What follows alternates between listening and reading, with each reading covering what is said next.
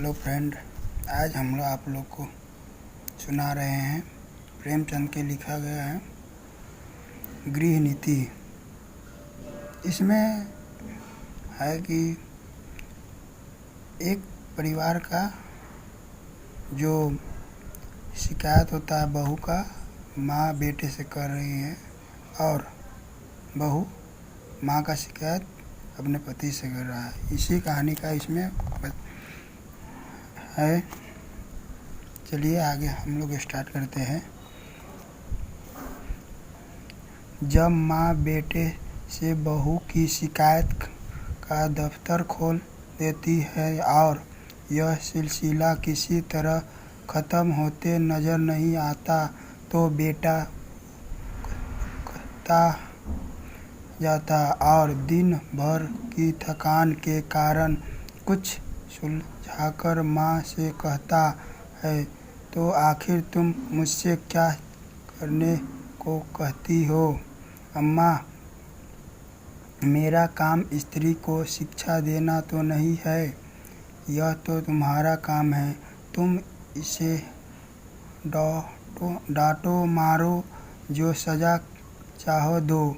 मेरे लिए इससे ज़्यादा खुशी और क्या बात हो सकती है कि तुम्हारी प्रयत्न से वह आदमी बन जाए।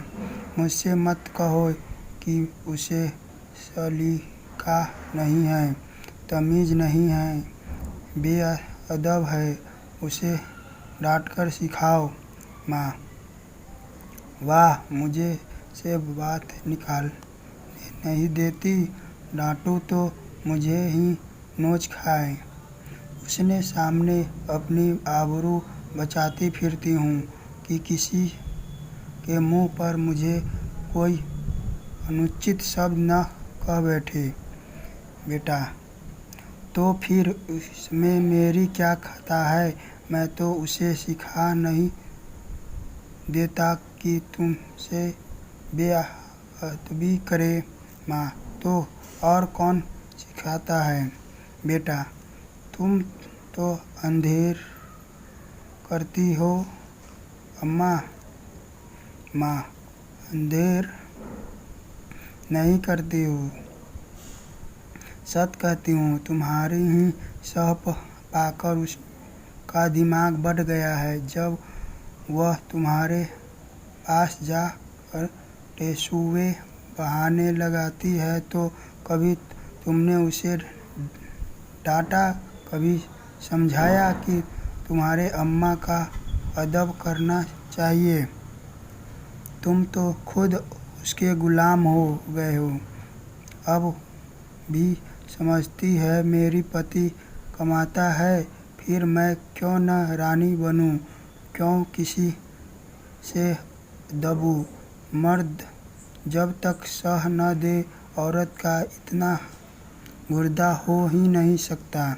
बेटा, तो क्या मैं उससे कह दूँ कि मैं कुछ नहीं कमाता, बिल्कुल निठल्ला खट्टा हूँ? क्या तुम समझती हो जब तब वह मुझे जलील न समझेगी? हर एक पुरुष चाहता है कि उसकी स्त्री उसे कमाओ योग्य, तेजस्वी समझे और सामान्यतः वह जितना है उससे बढ़कर अपने को दिखाता है। मैंने कभी नादानी नहीं की, कभी स्त्री के सामने डींग नहीं मारी, लेकिन स्त्री की दृष्टि में अपना सम्मान खोना तो कोई भी न चाहेगा। माँ, तुम कान लगाकर, ध्यान देकर और मीठी मुस्कुराहट के साथ उसकी बातें सुनोगे तो वह क्यों न शेर होगी। तुम खुद चाहते हो कि स्त्री के हाथों मेरा अपमान कराओ। मालूम नहीं मेरे किन पापों का तुम मुझे यह दंड दे रहे हो, किन अरमानों से कैसे कैसे कष्ट झेलकर मैंने तुम्हें पाला। खुद नहीं पहना, तुम्हें पहनाया, खुद नहीं खाया, तुम्हें खिलाया। मेरे लिए तुम उस नेवाली की निशानी थे और मेरे सारी अभिलाषाओं के केंद्र। तुम्हारी शिक्षा पर मैंने अपने हजारों आभूषण कर दिया। विधवा के पास दूसरा कौन सी निधि थी, इसका तुम मुझे यह पुरस्कार दे रहे हो। बेटा, मेरी समझ में नहीं आता कि आप मुझसे चाहती क्या है। आपके उपहारों को मैं कब मिट सकता हूँ। आपने मुझे केवल शिक्षा ही नहीं दिलाया, मुझे जीवन दान दिया। मेरे सृष्टि की अपने गहने की नहीं होम किए, अपना रक्त तक पिलाया। अगर मैं 100 बार अवतार लूँ तो भी इसका बदला नहीं चुका सकता। मैं अपनी जान में आपकी इच्छा के विरुद्ध कोई काम नहीं करता। यथासाध्य आपकी सेवा में कोई बात उठा नहीं रखता। जो कुछ पाता हूँ लाकर आपके हाथों पर रख देता हूँ। और मुझसे क्या चाहती है, और मैं कर ही क्या सकता हूँ। ईश्वर ने हमें तथा आपको और सारे संसार को पैदा किया है, उसका हम उसे क्या बदला देते हैं, क्या बदला दे सकते हैं।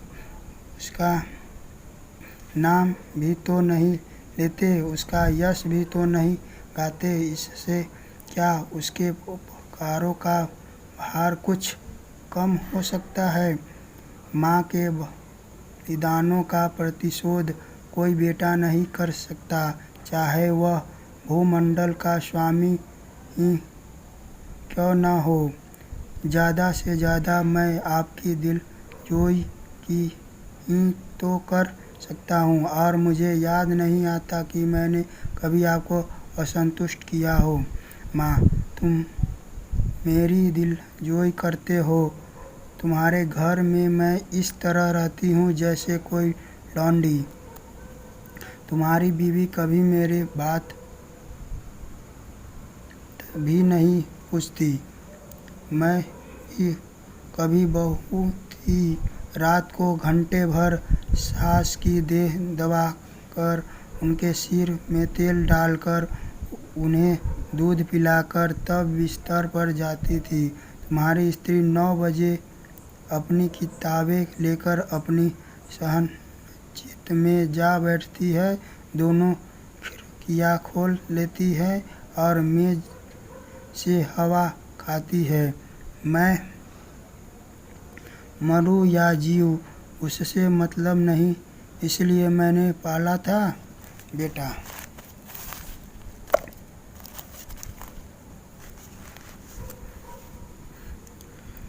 तुमने मुझे पाला था तो यह सारी सेवा मुझसे लेनी चाहिए थी, मगर तुमने मुझसे कभी नहीं कहा।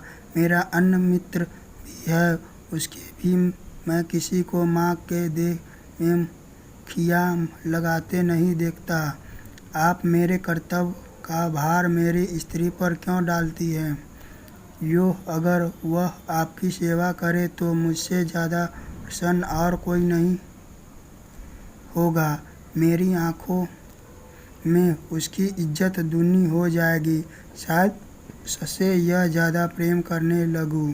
लेकिन अगर वह आपकी सेवा नहीं करती तो आपको उससे अप्रसन्न होने का कोई कारण नहीं है।